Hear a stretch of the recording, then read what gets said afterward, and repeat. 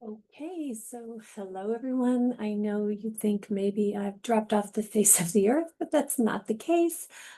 Just been super busy trying to cram all the summer work that I have before we head out to ta-da, Barcelona, and also preparing my presentations and whatnot and everything for Barcelona as well. So I've been a little busy. And I apologize that this is only getting to you right now, but let's just get started. So, hi again, I'm Mrs. Sullivan, and welcome to Environmental Engineering 3000 ENV 3001. So looking forward to tagging up with everybody soon in Barcelona. I hope that the company that UCF Global has hired, API, has been keeping you informed on everything that's happening. My situation's changed a bit. Wherever I was going to stay, I had to be removed, kind of relocated, ironically, due to the blackouts that happened in Barcelona. I believe it was last month. I heard about it when I was over in Korea. We are definitely going to talk about it and discuss it when we get together in class. But bottom line is, I guess there was no air conditioning in the place that I was staying. So because of that, I had to I guess they had to move us. So that's fine. Not a problem. Yeah, so anyway, let's talk real quickly about the schedule. What I'm discussing today basically mirrors chapter 1 of your text. The text, I'm not gonna lie, it is a little old. It's like 15 years old, maybe 10 or maybe 12, 13 years old now from when it was first written. The author, I took classes from the author, Dr. Cooper, Dr. David Cooper, the best. I just adored him, and it's a great text. It's one that it's like this current version built upon the past text that Dr. Cooper and several other professors from UCF wrote. Yeah, admittedly, in chapter 1, it's not super up to date. So, when you look at it and you're seeing it's talking about 2015 or 2013 or 20 whatever, I mean, it is what it is. So, like I said, some of that stuff is a little dated, and feel free to just skip it or, you know, read through it pretty quickly. But the first chapter really does kind of start delving into, what is environmental engineering, and why, why is it such a special field? Why do we need environmental engineers? What are all of the social and ethical issues that we do deal with regarding our environment? And we're going to talk about that in this video as well. But so from that regard, it's a really good chapter, but it's not one that you're going to have to like read every word. Okay, just kind of breeze through it. Yeah. Okay. So again, chapter 1 is what we're going over now. And then the next chapter, which I'll have a video probably ready in another couple of days, probably Monday, I'll post online for you. That's we're going to dive into the chemistry. Now the chemistry should be review because everyone's either had 2045, 2046 maybe, or Chem for Engineers. So the chemistry really should just be review. For that reason, I'm going to go ahead and post the homework assignments because you can pretty much use the book and figure out the homework problems on your own, even before I put a video out. So yeah, take care of that. The homework one and homework 1 and 2 will be due before June 30th. Yeah, so homework 1 and 2 will be due before June 30th. June 30th is our first day of class, so at any time, if you can get it to me, that's great. Basically, the homework is this department always has run this way. It's kind of old school. You'll be given homework problems, you will work them out on the paper, and you will give the papers to me. In this case, scan them and get them to me before the 30th. Take a picture and email them to me. That's fine too. Either way, I'll take a look at them. And you'll see that on Monday, June 30th, when we come together for our first class, we will go over chemistry in person and do a homework review for the homework review for chapters 1 and 2.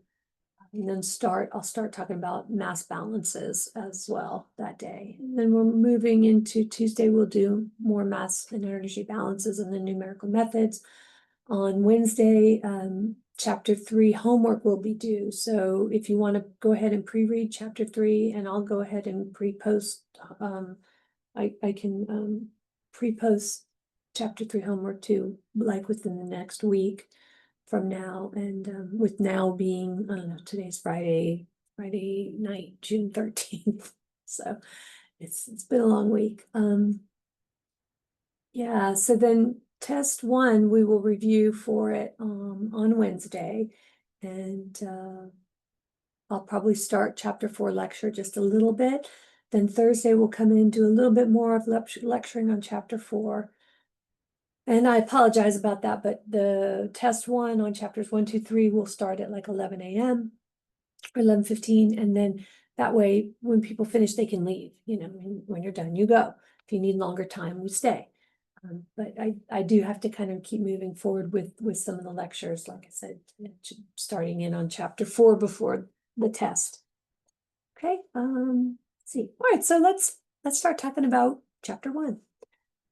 Some topics today, we're going to cover the tragedy of the commons, discuss what environmental engineers do, explore career paths, talk about population growth, sustainability, and then some laws and regulations that are really important within the field of environmental engineering. Okay, next slide. So tragedy of the commons, kind of a cool thing. It's an economic theory discussed, conceptualized way back in 1833. And in this example here, the author cited something called the tragedy that was experienced by the herdsmen. And really, the bottom line, it's kind of the whole theory behind this is that what's good for one person may not be good for everyone, type of thing. So the example that he cited originally was the fact that in a common area shared by the public, there's a capacity basically of the herding and grazing area that the public can use. And as the number of people who utilize this land increase, there's the potential for its carrying capacity to be exceeded. And when that happens, the quality of this public land starts to go down. And in the very third picture there on the right, you see that, you know, unless there's some care taken, environmental issues are addressed, meaning the crowding, the overcrowding that's taking place, obviously, on this herding and grazing land. All the grass is gone, and it's basically no longer a viable grazing area. And as a result, the public suffers. It may have been good for the individual to dump a bunch of sheep on there so they can have a larger herd, but for the entire public, that was a bad thing to do. That was a kind of a bad decision. So PS, whatever, fast forward 130 years or whatever, there's this article written by a gentleman named Garrett Hardin. It appeared in Science magazine, and it was called The Tragedy of the Commons. And basically, you know, this is the first time that term was ever really used or written. And it just kind of, again, it explains this tendency for people to make decisions based on their own desires, their own personal needs, and it's regardless of the impact that it will have upon the entire community in general. You know, it says here, conflict of resources between individual interests and the common good. So basically, individuals tend to act in a self-interesting way, and they can deplete a resource, even though it's going to hurt the whole community. And yes, the individual can benefit, but it's at the cost of everyone. And the reason that I believe Mr. Hardin wrote this particular article was, you know, the country had kind of a philosophy of, well, what's good for big pharma, what's good for big business, what's good for big motor companies is good for the country. And it's, that philosophy, it may be, you may think it's true, but the bottom line is that when individuals are more self-centered and more self-serving and they don't think about the greater good, that, harms society and can harm the public as well. Earth Day kind of came about because of this, people, the EPA especially wanted people to realize that, we have to think about somebody and something other than ourselves. And in this case, it's think about the environment, think about the earth. So general examples, so the commons, what you're saying, the tragedy of the commons, what are we talking about here? And it's the commons refer to resources that are shared by a community and are not owned by one private individual or owner. So traditionally, those resources are, anything we have in common, like groundwater, forests, the oceans, which serve as fisheries and provide food for us, public lands. In the US, we have national parks and national forests. Nowadays, though, there are other resources, broader domains that we need to kind of talk about or think about. Knowledge in general, what's in the library, what information and knowledge is in education, right? I mean, what we produce and learn here at UCF, that is knowledge, and it is a domain, it's a resource. Digital online space, that's huge. That's like the internet, AI, all of that. That is something that is definitely public and shared by everybody. So it would be considered a commons.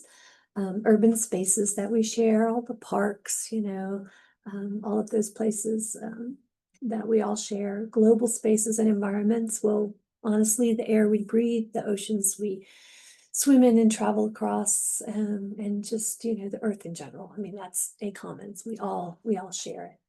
How can they be harmed? Well, overgrazing, overfarming. I'll show examples in the next slide. Traffic congestion, that's just an example too. We've got roads, but when everybody goes on them at 5 o'clock, it's really crowded. Overfishing obviously can deplete stocks, deplete stocks and things like that. Even though we're feeding people, it can still harm the community in the long run, because when you overfish, you deplete supplies. And then, of course, pollution in general. Individuals, you throw one piece of garbage out the window of your car. Well, if everybody did that, all of a sudden the place looks like a garbage dump, right? So, when individuals, we contribute to pollution, but we just don't think sometimes, oh, it's not going to hurt, right? It's not going to matter. But it ultimately results in environmental degradation. So here's a quick example, tragedy of the commons here. We got pistachio trees. They're absolutely beautiful. I've seen them growing in California, and they're so lush and pretty. But apparently that tree needs a lot of water. And so when California had one of the many droughts, sadly, that they actually have over the years, the price of pistachios went way up because, supply and demand. Supply shrank, so the price went up. And then, of course, when something becomes lucrative like that, people want to get into it, right? So they tried to grow more pistachios because they were profitable. Well, that created more of a severe drought. So you see, it creates this awful kind of circle, awful kind of circle. Let's see another example. Oh.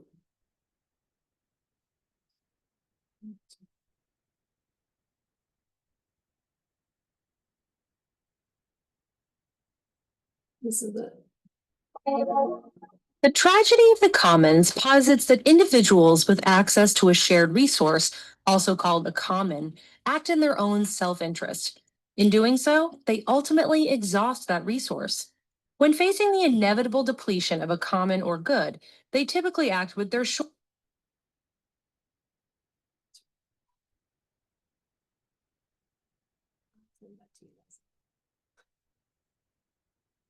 best interest in mind. They may have a use it or lose it mentality and think, I better get my share while I still can. Despite this, individuals can be motivated to act for the greater good.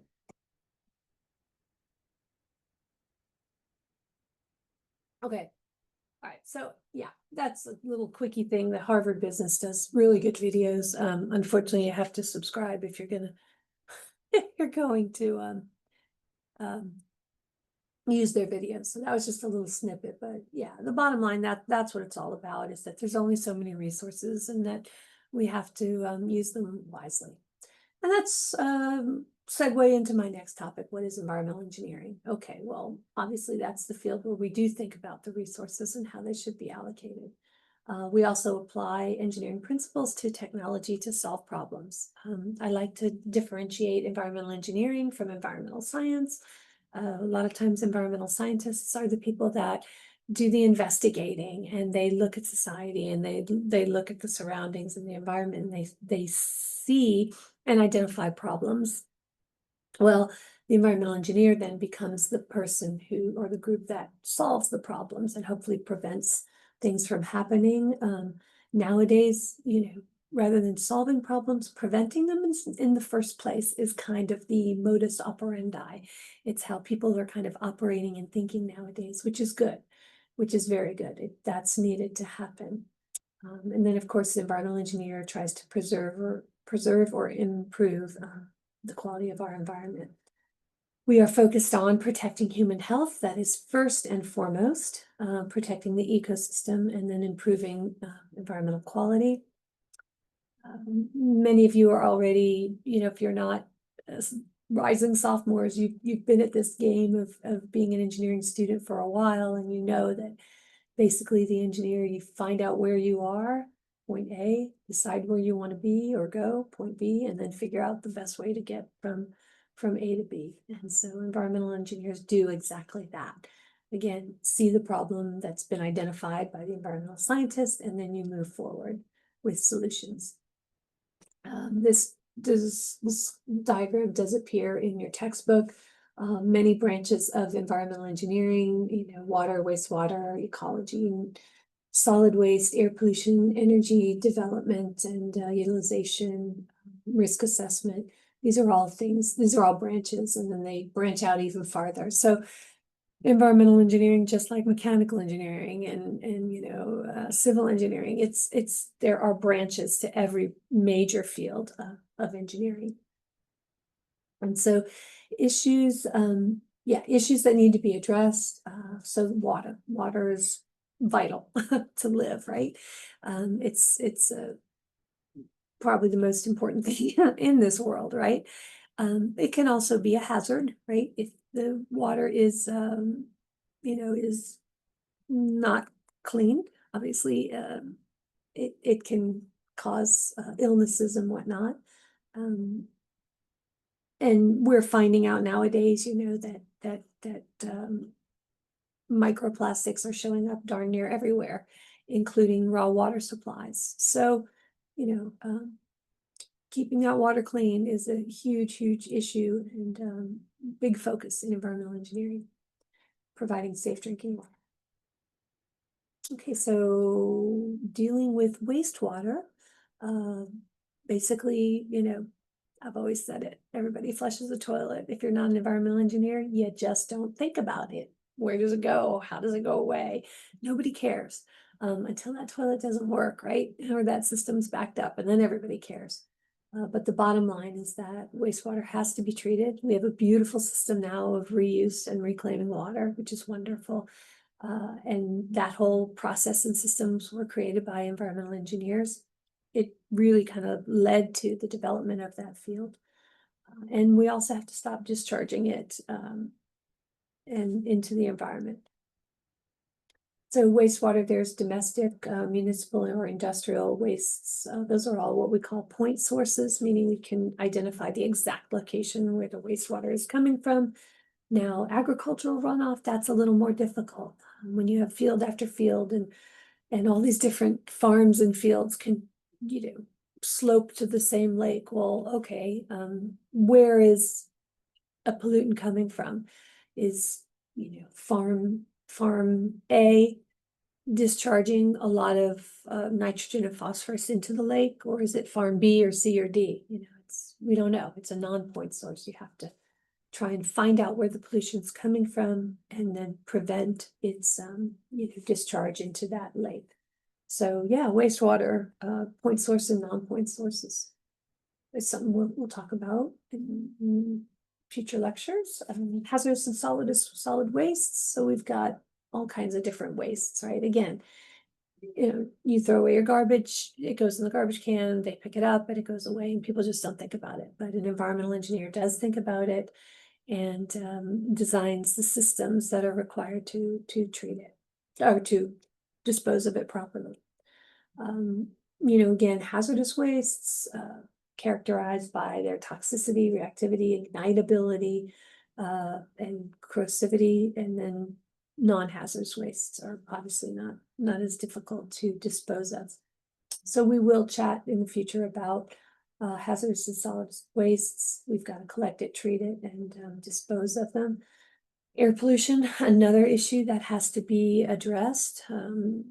Basically, our fossil fuels and all the cars, pollution growth, technology that changes and results in new products, population shifts.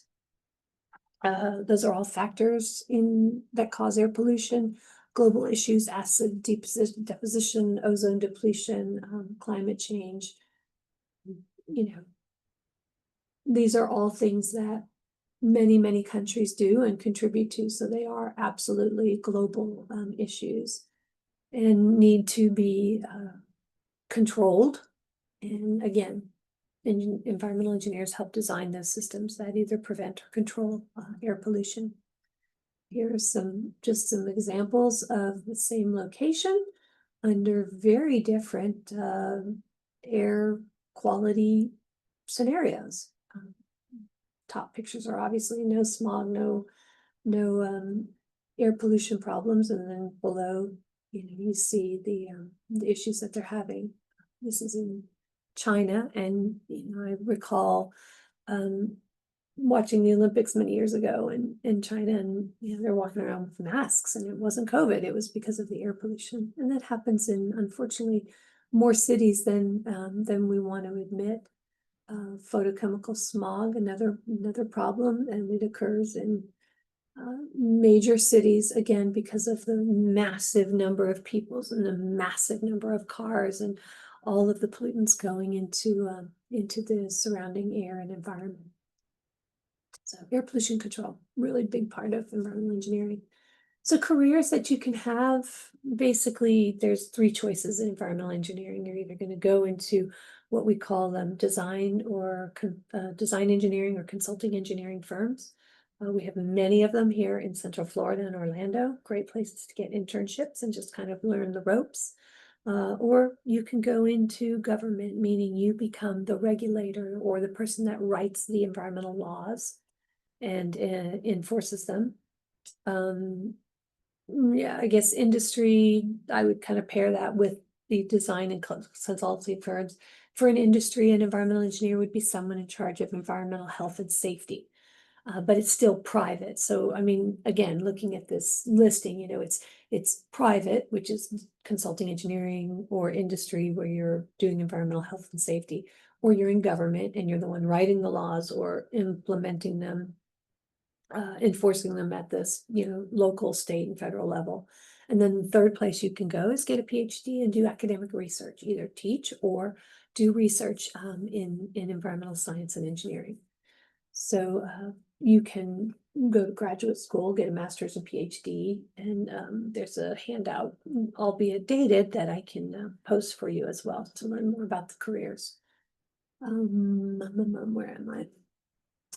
So to prepare for becoming an environmental engineer, you would, at the bachelor's level, get a 4-year degree from an ABET accredited institution like UCF. And then you would have to pass the FE, which is a fundamentals in engineering exam, to become what they call an engineering intern or an EI. And if you've only got a bachelor's degree, you will get 4 years of experience under a PE that is required. It's also another phrase would be called apprenticeship. And then also you have to pass the PE exam. At that point, you become a professional engineer. And engineering really is, it's a profession. It's not an occupation. Said it many times, primarily to the freshmen. I tell them, look, here's a doctor and here's an engineer. And I put them on the same level, primarily because both are professions, both are professional people. Doctors take care of the human body. Engineers take care of basically the physical world.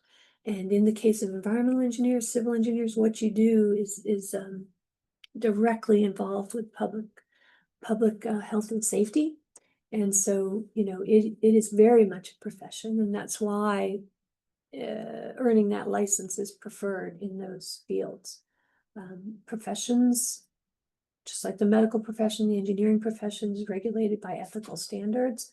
We have the NCEES rules of professional conduct, and those rules, talk about the licensee, meaning the professional engineer's obligation to society, obligation to the employers and the clients, and then obligation to each other, to the other professions.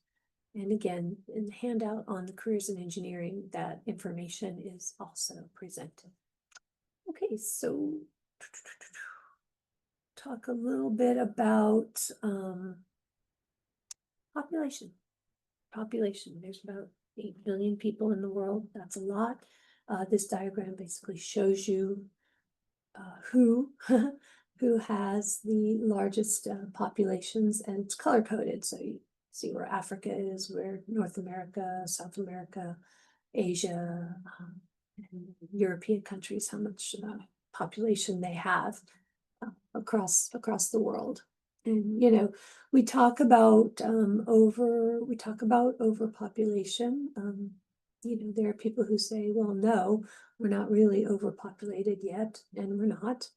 But then there's some people who say, yes, we are overpopulated. So it's the kind of thing where it's a little cyclical, and we'll talk about that as well.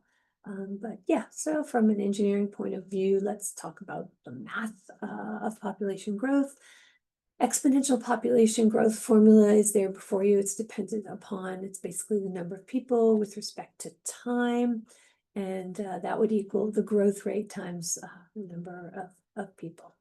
So yeah, there we go. There are your equations to estimate exponential growth in population. And then basically, it's a way we can calculate or get an analytical solution of estimated population growth. And then there's a kind of a more, I would consider it a more correct or exact way to calculate population growth, and that is using the logistic function. It's a math model, produces a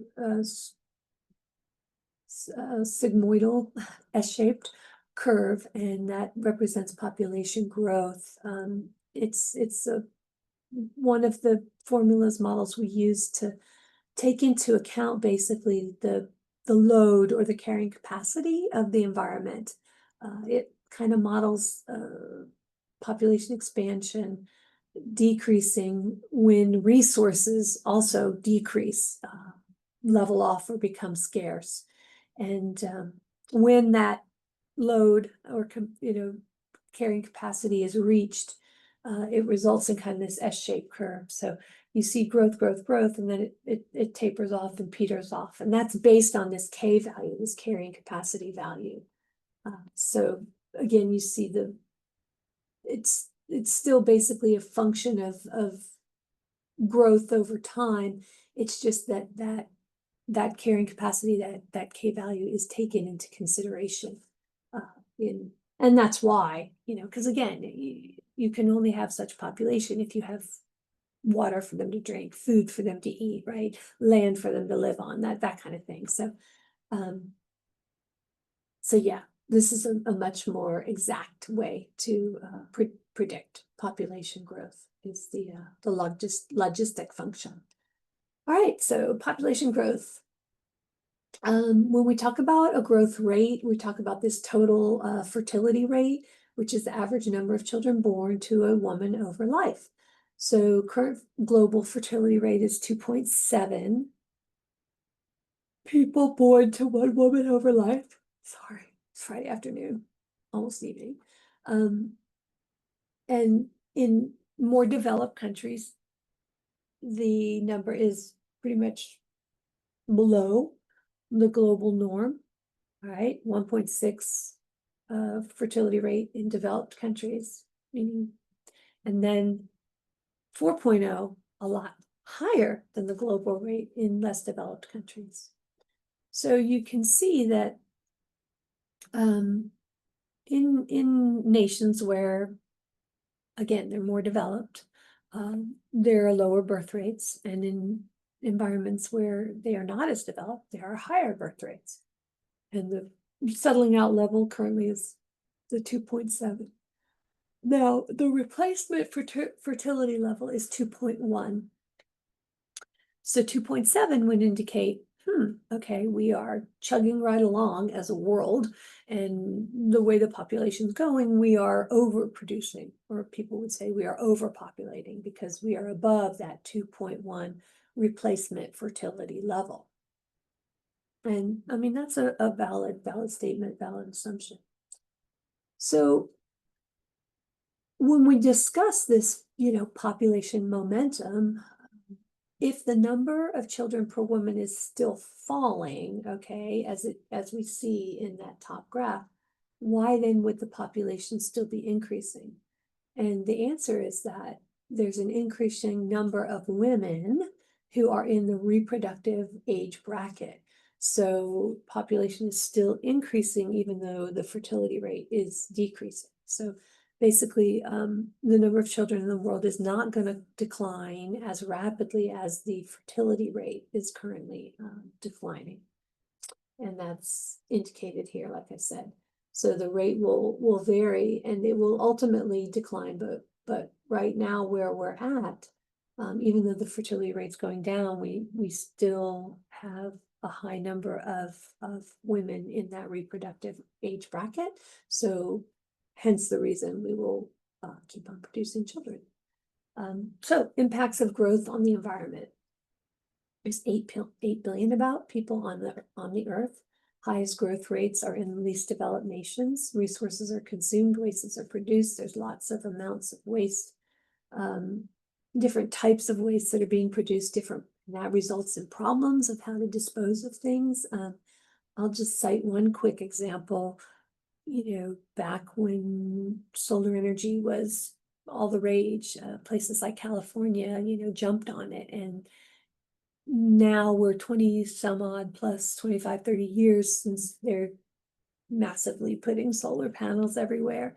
And these panels are wearing out and they have to be disposed of. Well, they have heavy metals in them that are really hazardous and cannot be put in a normal landfill. So voila, we have a new problem of what to do with all these solar panels. So yeah, new types of wastes have to be dealt with. Examples also include the pharmaceuticals, petrochemicals, pesticides, versus just paper garbage. A lot of things that that have to be disposed of, and admittedly, the developed countries are producing a lot more than the lesser developed nations. So these are all going to have impacts on our global environment. Certain things, fossil fuels, there's only so many of them. There's only so many mineral resources. Food supply, water supply, air quality, all of these have to somehow be kept in check and monitored. And yeah, just the overall quality of life. So like I said, a lot of environmental problems to deal with.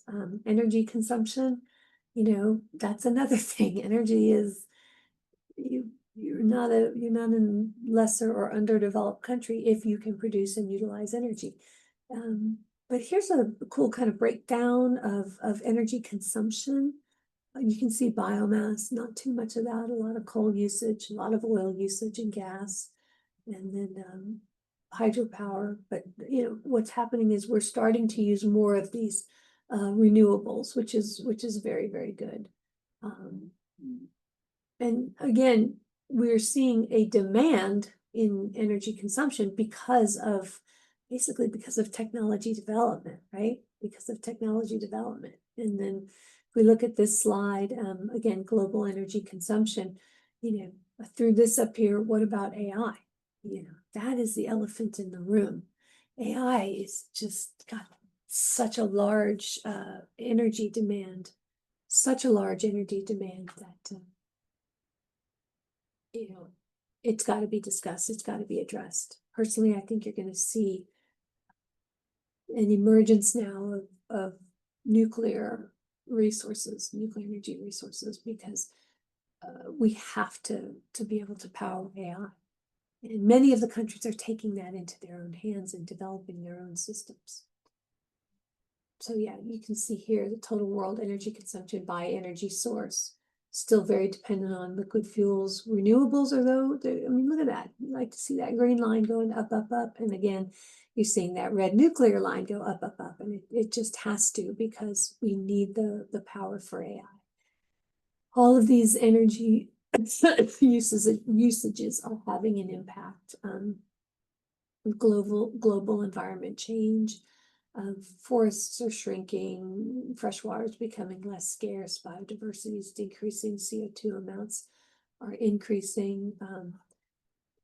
Another thing too is we are still, and becoming even more so, maybe as lesser underdeveloped nations grow and switch into developed, it's consumerism. Consumerism is huge.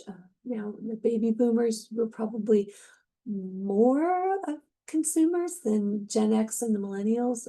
But again, all of the habits that we have here of being consumers, it has an impact. It has an impact. The baby boomers aren't maybe as dependent upon some of the things that this newer generation are dependent upon. We may keep our cell phone longer, right? Won't throw it away or buy a new one, whereas maybe millennials and Gen X's have to have the latest and the greatest technologies. I don't know, but the bottom line is that consumerism is real. It will continue to be real. It's just going to change and shift as the consumer base changes and shifts as well. Okay, so pollution prevention and sustainable development. That's one of my favorite topics, I'm not going to lie. Prevention is the key.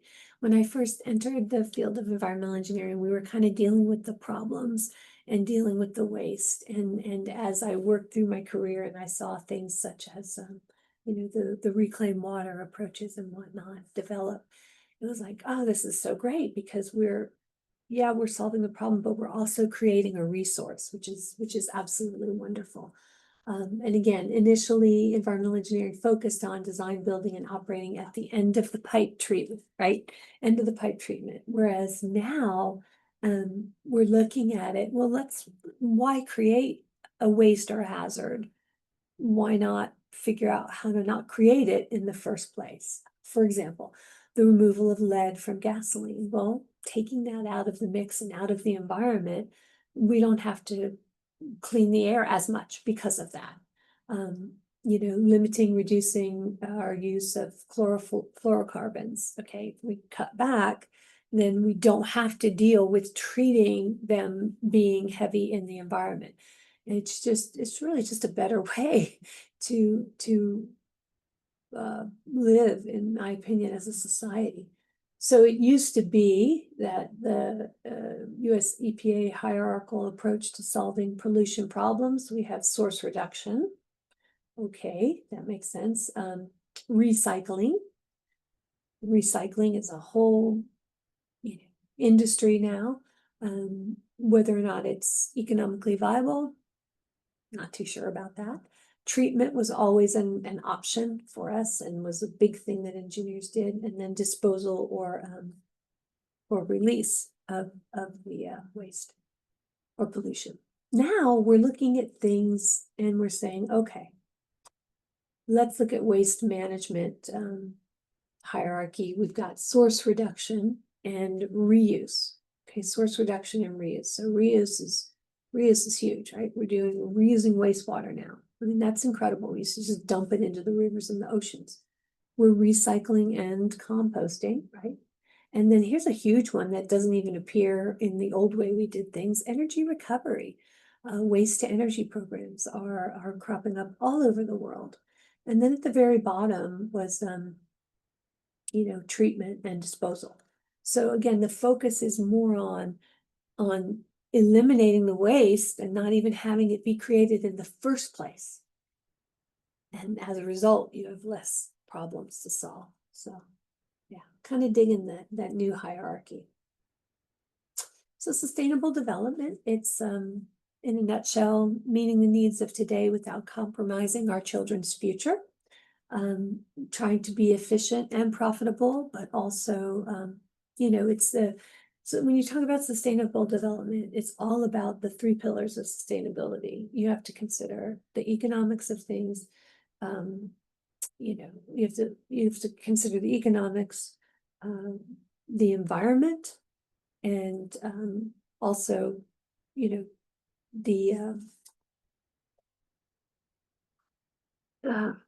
I'm blanking here. I guess you would call it, it's people, planet, profit. There we go. That's how you remember the three pillars of sustainability. People, care about the people and their health and well-being. Profit, we have to consider the economic viability of things that we do and decisions that we make. Because yes, we may want a perfect world and everybody drives the electric vehicle. Well, maybe not everybody can afford that. So people, profit, and planet. And when those three things, people, profit, planet, are in balance, that's when you have a sustainable society. So it's all about balance. Yeah.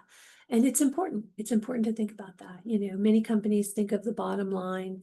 Well, more companies nowadays are thinking about the triple bottom line, which is their customers still making a profit as a company because they have to employ their people, and doing their best to be aware and think about the environment and the planet as a whole. So yeah, the triple bottom line, it's a good thing. So sustainable development, again, this started decades ago, but we are getting better, reducing the population growth. Those were their strategies. I don't know how you go about politely reducing population growth. That's a whole debate there. Reducing poverty. Poverty has gone down. The number of people in poverty now is less than in decades ago. Again, reduce the wasting of resources, emphasizing pollution prevention, not just cleanup, but the preventing it in the first place, making things that last longer and are easier to repair and recycle. All of these things, renewable energy resources, all of these things were discussed. And yeah, so good summit there. So environmental laws and regulations, it's easy to say, oh yeah, these businesses and whatnot, they'll do the right thing. No, you pretty much have to push them a little bit. And that pushing comes in the form of environmental laws and regulations. And they appear at the local, state, and federal level. They set the goals and the standards. For example, we have air pollution laws, we have water quality laws. These are all very, very important. The bigger ones are written by Congress. The Environmental Protection Agency exists because of Congress. It is the main federal agency that we have. We also have locally we've got Orange County EPD, we've got the Florida Department of Environmental Protection, FDEP, and all these regulations are necessary. But again, as we say, okay, all these are necessary, you go back and think about those three pillars of sustainability, people, profit, and planet. Planet is important, but profit. If you make laws and regulations such that it shuts companies down, well, then these people are not employed. So, it's all, again, it's all about balance. Okay, so water, we've, back in the early 1900s, started disinfecting the water. That's a good thing, right? Yay, yay, chlorine. The Water Pollution Control Act came along, and then the Clean Water Act, where we said, we're not gonna basically dump our wastewater into our rivers, lakes, and streams anymore. And then there were amendments requiring secondary treatment before discharge. And then finally, the Safe Drinking Water Act came along. And that was, that was huge. It came along in the 70s, and it basically said, here is what all of America's drinking water should be. Here's the quality it should have. And that's huge, because what is the purpose of government if not to protect its citizens? And having safe drinking water is obviously something that needs to happen to protect the citizens. Okay, similarly, air pollution was until like the mid-50s where we started saying, hey, might want to look into researching, where's this air pollution coming from? How is it harming our citizens? Well, the research resulted in the Clean Air Act, and the Clean Air Act basically came up with regulations saying that, if you're an industry, you have to meet these air quality standards of what you discharge into the environment. Motor vehicles, same thing, Detroit ruled. Nobody told Detroit what to do when cars first came out and started, being mass produced, because we were exporting them all over the world, and it was amazing. But then again, they realized, hey, they're emitting lead, et cetera, into the atmosphere. And so, can't be doing that. And these amendments and acts, Clear Air Act, et cetera, were all created to help reduce the pollutants into our atmosphere. And then solid and hazardous wastes, again, it was so bad. It was so bad. They were just dumping oil, into rivers and whatnot. It was so bad in the 70s, and you could light a match in certain areas, and the water would just light up in flames because there was so much industrial discharge into rivers and whatnot. So again, you've got the Solid Waste Disposal Act, the Resource Recovery Act. It's all about regulating the disposal and discharge of hazardous and toxic materials and wastes into our community and our environment. There's some really sad stories that you can hear about. My neighbor, just as an example, her husband passed away at a very young age, early 60s. And it turns out that, he grew up near a industrial plant, and that industrial plant dumped their toxic wastes from their industry into a local stream, and that individual grew up in that stream, played in that stream. And upon his death, they said, oh yeah, his illness was directly tied to what he was exposed to in his youth because of all of this contamination and pollution, toxic waste just being dumped everywhere. So again, these regulations are extremely important, and acts like the Superfund site, 1980 Superfund site, the government said, we're just going to pump billions into just cleaning up our country, and they did it, and it's great. I'm sure there's sites still, Superfund sites still around the country that need to be cleaned up, but at least now it's happening, and it has happened for the past few decades. Okay, so here's some cool sites you can check out. But yeah, so bottom line is that